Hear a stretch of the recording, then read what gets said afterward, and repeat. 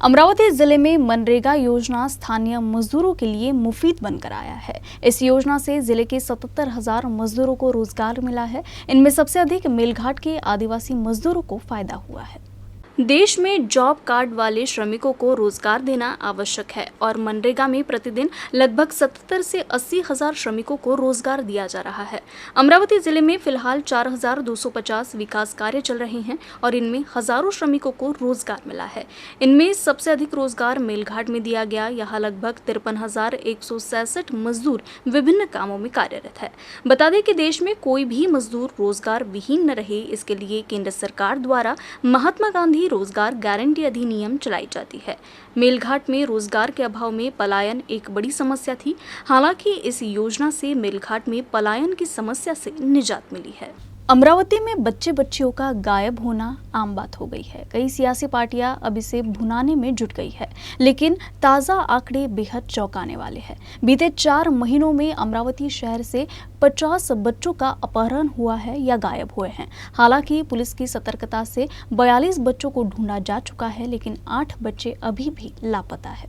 अमरावती शहरमध्ये जे अल्पवयीन मुलं आणि मुली यांच्याबद्दल जो बेपत्ता झाला किंवा जे किडनॅपिंगचे गुन्हे होतात, पळून नेण्याचे गुन्हे होतात, असे एकूण ह्या वर्षी आतापर्यंत 50 गुन्हे दाखल झालेले आहेत.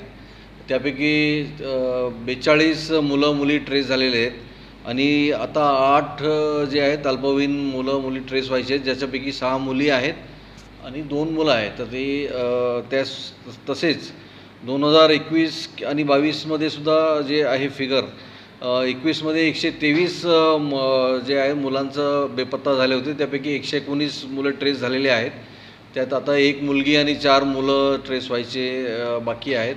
आणि 2022मध्ये जे आहे 126 मुलांचं गुन्हा दाखल झाला होता किडनॅपिंग किंवा हरवल्याचं. तर त्या किडनॅपिंगच्या गुन्ह्यामध्ये 126 पैकी 120 मुलं ट्रेस झालेले आहेत.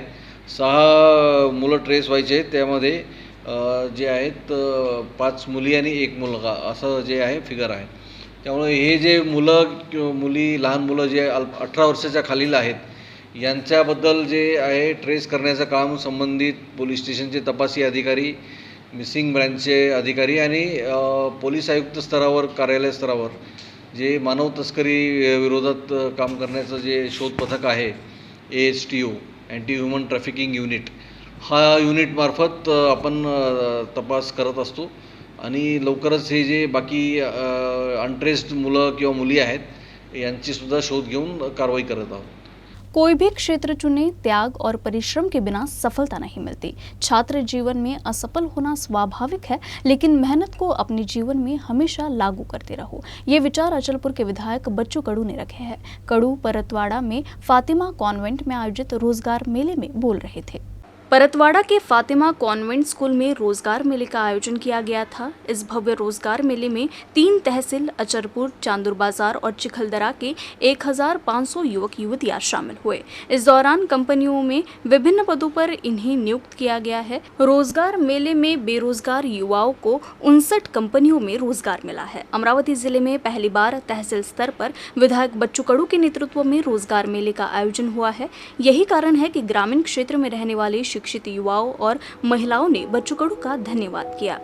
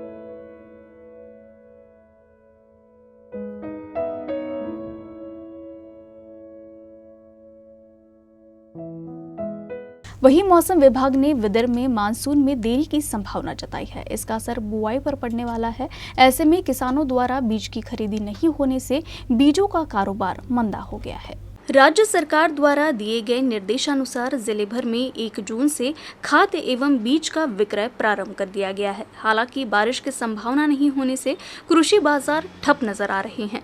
जिले में मार्च और अप्रैल में खराब मौसम और बारिश के कारण खेती का काम बाधित हुआ था।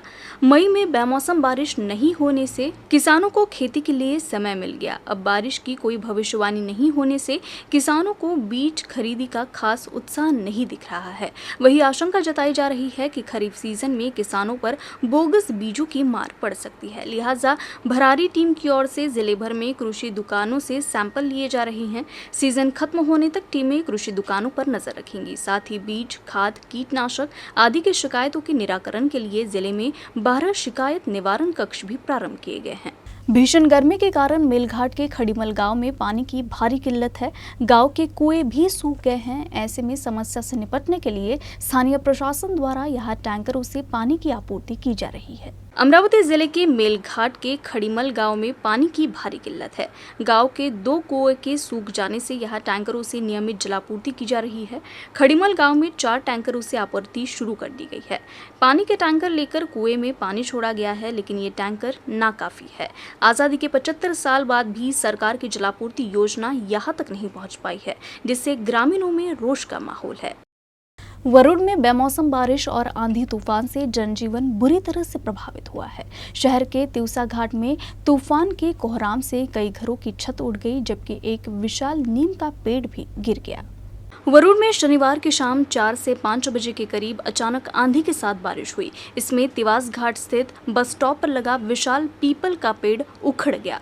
कुछ घरों के छप्पर उड़ गए। साथ ही बस स्टॉप के पास स्थित होटल के टीन के डिब्बे उड़ गए। बताया गया है कि इस आंधी तूफान से शहर में 20 से अधिक घरों की छत उड़ गई है।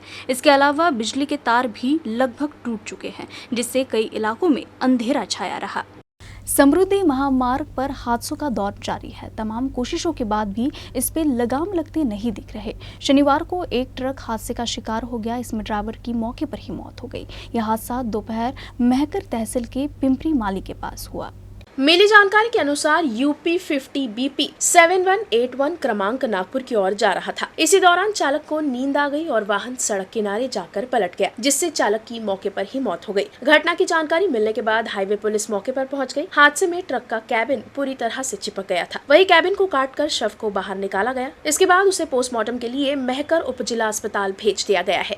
बुल्ढाना जिले के शेगांव शहर में अवैध रेत तस्करों का तांडव देखने को मिला। अवैध रेत का परिवहन कर रहे ट्रक चालक ने ट्रक को बीच सड़क पर खड़ा कर दिया और चाबी अपने साथ ले गया। इससे राजस्व व पुलिस प्रशासन में खलबली मच गई है। लेकिन कुछ देर बाद ट्रक मालिक ने चाबी भेज दी और ट्रक को सड़क के किनारे ले गया। इस घटना से पुलिस की कार्यप्रणाली पर सवाल उठ रहे हैं। सरकार द्वारा नई रेत नीति लागू किए जाने के बाद सरकार की ओर से अवैध रेत ट्रांसपोर्टरों के खिलाफ कार्रवाई करने के निर्देश मिले हैं। इसके अनुसार जिले भर में अवैध बालू वाहन चालकों के खिलाफ कार्रवाई की जा रही है। लेकिन रेत के अवैध धंधे में कई जनप्रतिनिधियों और उनके कार्यकर्ताओं के शामिल होने के कारण अधिकारियों को कार्रवाई करने में काफी मशक्कत करनी पड़ रही है। खामगांव प्रभारी अनुमंडल पदाधिकारी अतुल पटोले व उनकी टीम ने शहर के मोदीनगर इलाके में रात 8:30 बजे के करीब रेत का अवैध परिवहन करने वाले एक टिप्पर को पकड़ा। हालांकि ये कार्रवाई करते हुए वाहन के मालिक ने वाहन को सड़क पर ही रोक लिया और वाहन की चाबी ले ली। वाहन का GPS लॉक होने के कारण वो सड़क पर नहीं चल सका। इसके बाद पुलिस ने गाड़ी को निकालने के लिए 2 घंटे की मशक्कत की, लेकिन वैन समय पर नहीं मिल पाई। घटना की सूचना मिलते ही खामगांव के अपर पुलिस अधीक्षक अशोक थोरा खामगांव से शेगांव पहुंचे और स्थिति का जायजा लिया। आखिरकार 2 घंटे बाद वाहन मालिक ने गाड़ी की चाबी किसी और को भेज दी और फिर गाड़ी को थाने में ले जाया गया। लेकिन इसके बाद मामले में राजनीति के कारण राजस्व अधिकारियों व कर्मचारियों ने इस संबंध में पुलिस में शिकायत दर्ज कराने की हिम्मत नहीं की। ऑपरेशन रात 8:30 बजे शुरू हुआ और दोपहर 2 बजे समाप्त हुआ। आरोपियों के खिलाफ मामला दर्ज किया गया है। बुल्ढाना जिले के मलकापुर शहर में Matoshri ginning and pressing factory में अचानक आग लग गई। इस आग में फैक्ट्री में रखा सैकड़ों क्विंटल कपास जलकर राख हो गया और लाखों रुपयों का नुकसान हुआ है। अकोला शहर के MIDC क्षेत्र के फेज 4 में SK साउजी कंपनी के एक बंद गोदाम में आग लग गई। इस आग में व्हाइट कैट कंपनी की डिटर्जेंट और लाखों रुपए का एसिड जलकर बर्बाद हो गया। इस बंद गोदाम में आग की लपटें और धुआं निकलते देख क्षेत्रवासियों ने एमआईडीसी की दमकल को सूचना दी। आग लगने की सूचना मिलते ही दमकल की गाड़ी तुरंत मौके पर पहुंची और आग पर काबू पाया। एमआईडीसी और मनपा की फायर ब्रिगेड को इस आग पर काबू पाने के लिए गोदाम की शटर तोड़कर अंदर प्रवेश करना पड़ा। इस दौरान कर्मचारियों को काफी मशक्कत भी करनी पड़ी। आम्हाला घटनेची माहिती मिळाल्यानंतर आम्ही विजिट सेंटरमध्ये टर्नआउट होऊन फेज 4मध्ये प्लॉट नंबर 74ला पोहोचलो।